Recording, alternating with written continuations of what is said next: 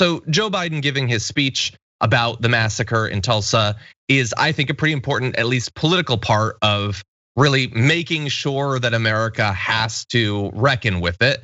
As we talked about less than, I think, like a week ago on the show,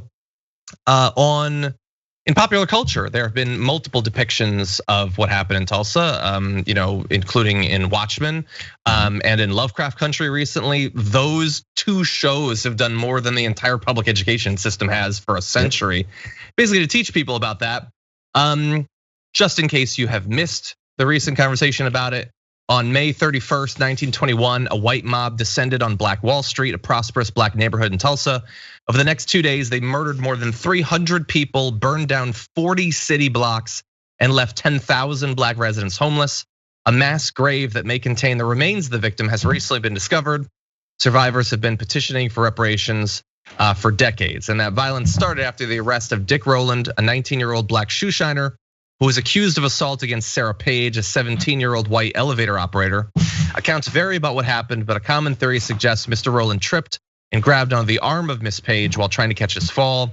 She screamed and he ran away, according to the commission report. Regardless of how it started, though, it resulted in a bunch of white people grabbing guns and murdering hundreds of people in what would be described, when it was described, and it often wasn't described, as a riot. It wasn't a riot.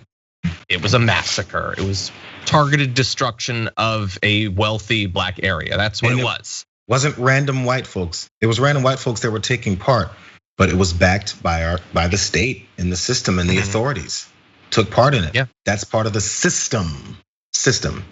Exactly. And thankfully, now that people are talking about Tulsa, they're also acknowledging that it is not a one-off. It's not the only horrible thing that's happened. I actually saw Brooke Thomas tweeted out a thread talking about others, say, were you taught about any of these in school? And honestly, maybe we were taught about Tulsa. I really doubt it. I don't remember ever being taught about that, and certainly not about these others. But we do want to at least briefly acknowledge these others. So Common tweeted out this map of different massacres, just so many over so many years.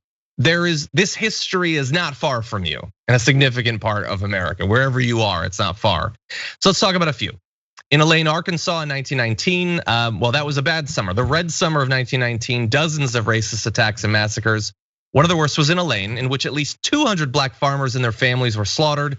The farmers had recently unionized and were planning to bypass the unfair sharecropping system.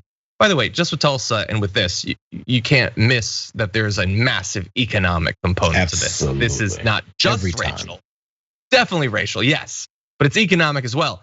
200 black families, farmers and their families, that's right on the level of Tulsa, JR.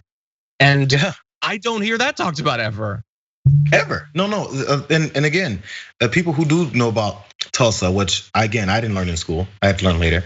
But even after I learned about that, no, the numbers of all these different ones and specific instances and things that triggered them, no, I didn't know about all these either. You know about a few of them here and there, but this is the whole point. Now it's 2021, and there's this age of information we've been in for a while now. And before that, if it wasn't taught in schools, put in books by the powers that be, who really tells you that? You get told that by the people who experienced it, who tell their kids, who then who tell their kids. That's how people knew about it. It was put in some other books that people wrote and put in, but it definitely wasn't mandatory education so you to learn about your country. It just wasn't, and it still isn't. And this fight continues. Yeah, there's Bestie Bestie in Twitch is like, I grew up in Tulsa. We were taught about the Trail of Tears, but not about what happened in Tulsa. Yeah, even being there. Let's talk about a few others. So Ocoee, I believe that's correct pronunciation. I apologize if I'm mispronouncing it. In Florida, back in 1920, when local black men and women attempted to vote, white mobs responded by burning a black church and killing at least 6 people. Some say the death toll was more like 60. Some survivors claimed bodies were dumped in a mass grave, as in Tulsa. Ocoee officials have made no attempt to investigate the claim, although city officials did apologize and installed a memorial plaque in 2020. It was the worst instance of election day violence in American history. And that feels much like Tulsa. Just pretend that it didn't happen, refuse to look for information, hope that you wait long enough that the information will disappear. And finally, in Rosewood, Florida in 1923, well, finally for this segment, but as you can see in the map that Common had tweeted out, there are many of these worthy of investigation. Rosewood was a successful black town in the Florida pine woods until it was burned to the ground by a white mob seeking revenge for the supposed assault of a white woman. At least 6 people were killed, perhaps more. Survivors waded through swamps in their night clothes to escape.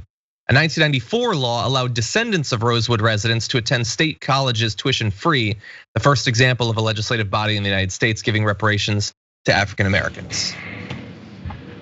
And every one of those dots, and probably many more on that map we showed you, is at least as horrific, worse than so many other historical incidents that we do learn about. But the things that the status quo, the powers that be have chosen to allow us to learn reinforces certain narratives. Other historical events which might undermine those or teach us other aspects of who we are socially, culturally, economically, in terms of our government, are not talked about. Yeah, so thankfully that's changing a little bit.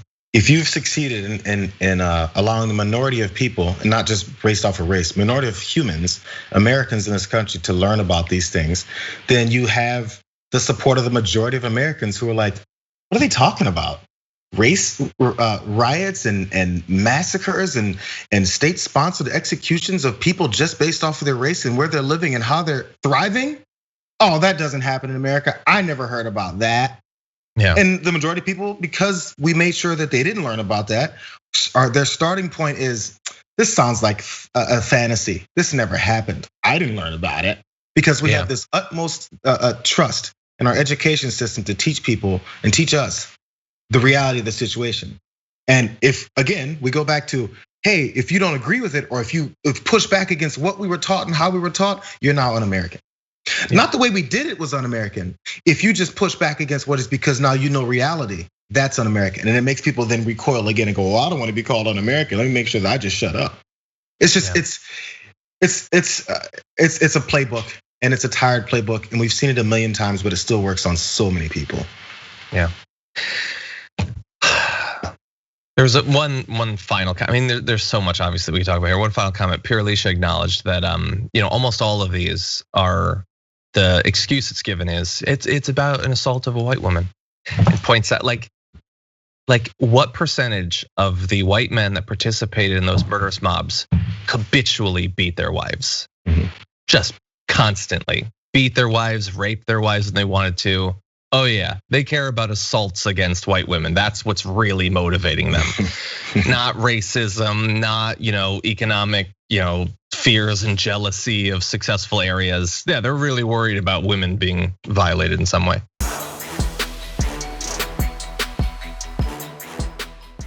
Check out the Damage Report podcast each day, wherever you get your podcasts, whether Pocket Casts or Stitcher or iTunes.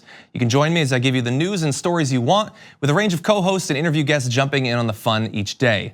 Again, that's the Damage Report, wherever you get your podcasts. And if you get them at iTunes, don't forget to rate and review. Sometimes I'll read them live on the show.